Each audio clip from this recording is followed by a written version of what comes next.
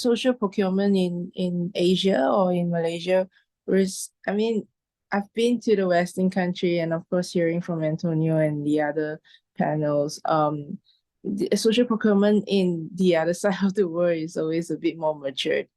And in Asia or in Malaysia, we're still only on its beginning stage.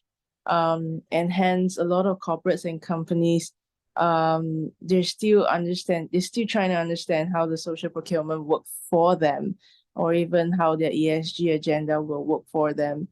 Unfortunately, like for us, although we are a social enterprise that have gone to a lot of international stage and got recognized, but in Malaysia, we are not recognized as a social enterprise, just because we work with refugees, and the government has denied our not that they denied our work, but they do not see us as a social enterprise in their framework. So social procurement, sometimes we don't fall into that category for a lot of companies.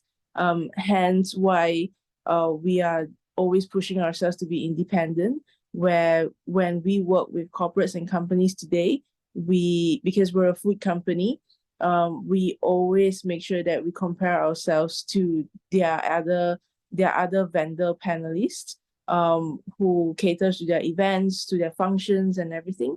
We had to make sure that we are as professional as we can. And that means from customer liaison to logistics and delivery to post customer service. And all these practices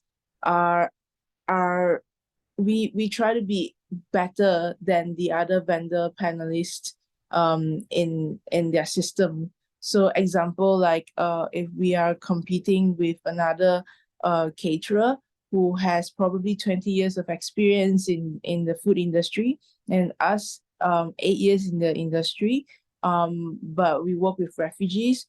Although as much as we try and use storytelling to let the company know what we do and how we do, they will still straight away, they will directly compare us with another company in terms of pricing, in terms of how great our customer service are, and in terms of our food quality and portioning.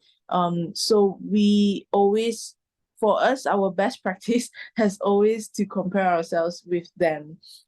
So when it comes to example like invoicing and receipts and all these formal processes, we do have to be as professional as we can be, even though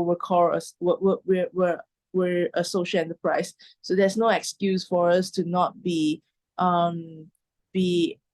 professional comparing to the other competitor.